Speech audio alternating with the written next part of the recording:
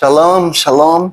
Diminuir aqui não é local de perda, mas a situação é que pessoas como você, gigantes na fé, se diminuíram diante do Eterno. É um estudo fantástico. Fique até o fim. Já deixe agora seu like, se inscreva no canal e deixe também a sua pergunta. Após a vinheta. O estudo guiado dessa semana. Shania Keter. Que eu diminua. Professor Rocha Lima, o que Abrão quis dizer ao afirmar sou pó e cinza? Provavelmente ele expressou a sua humildade diante do Eterno na intercessão por Sodoma, ali em Gênesis 18. A intercessão começa quando entendemos que nada podemos fazer. Professor Rocha, como a declaração de Jó, eu me abomino, refletiu a sua percepção de Deus.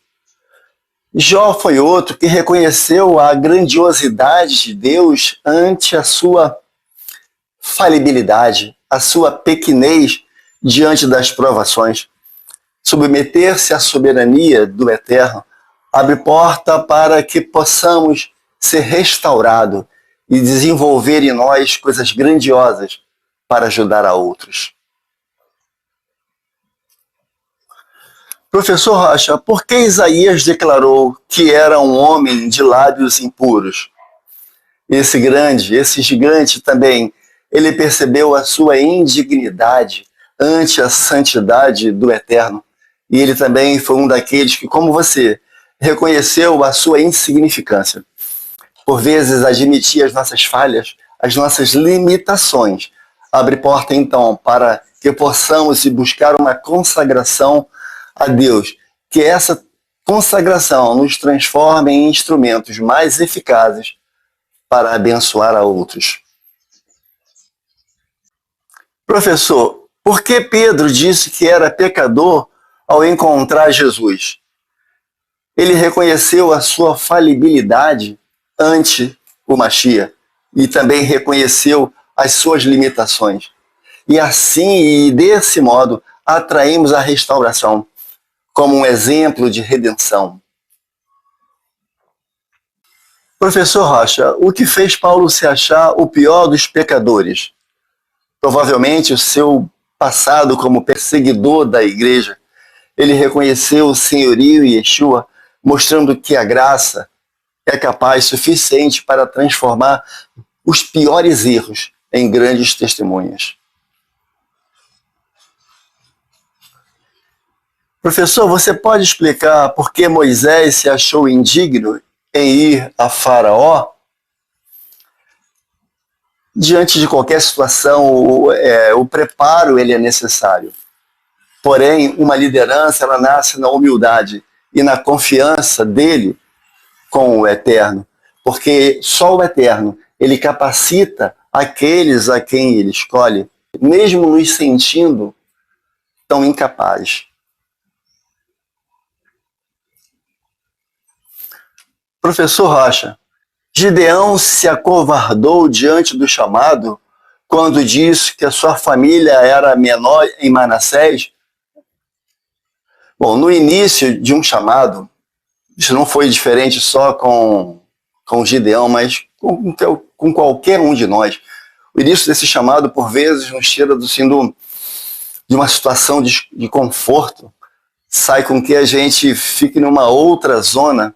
E é necessário saber que o Eterno ele é especialista em chamar aqueles que são aparentemente fracos, aqueles improváveis. Olha, os fortes piram.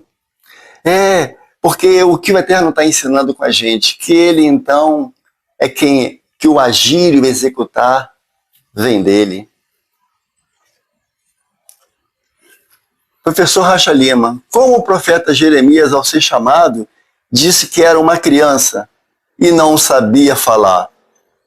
Vamos combinar, sentir-se incapaz diante de um chamado, isso pode ser uma mensagem sincera e simples. E o próprio Eterno, aquele que nos chamou, ele é capaz suficiente para demover aquilo que chamamos de obstáculos. E ele mesmo vai mostrar uma diretiva e dar um caminho de resultado.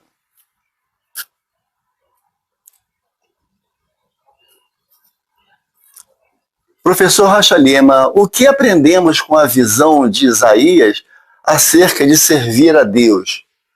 Interessante porque servir a Deus exige purificação, exige consagração contínua em sermos, então, úteis com o seu propósito. A recomendação é que antes de qualquer atividade ministerial, que buscamos, então, um momento de consagração, um momento de conexão, um momento de certeza com o Eterno, porque por melhor preparado, mesmo capacitado, que nos achemos, certamente o Eterno ele vai nos surpreender, nos levando a lugares altos.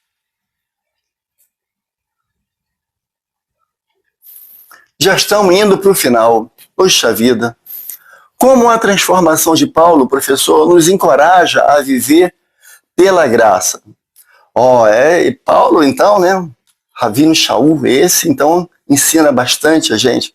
E Paulo, então, nos lembra que, independentemente do nosso passado, podemos ser restaurados para que possamos transformar e restaurar também outros. O que, já é a última pergunta? É a última pergunta. Eu falei para você que ia ser rapidinho e ninguém me fala nada. O que essas declarações têm em comum perante Deus? Olha, nós vimos agora gigantes na fé. Você se viu numa situação dessa? E todas revelam, com a maior tranquilidade e consciência, a sua limitação. Não tem ninguém fraco, mas entendemos a fraqueza que somos e que temos diante do poderoso e que o seu chamado ele por vezes nos deixa assim desajustado, faz com que a gente saia assim da nossa comfort zone, mas devemos ter em mente que tudo somos e que em tudo somos dependentes dele. Shani Kate Hakadash Baruch Shurigdal, que eu diminua, mas que ele cresça. Lehitraot.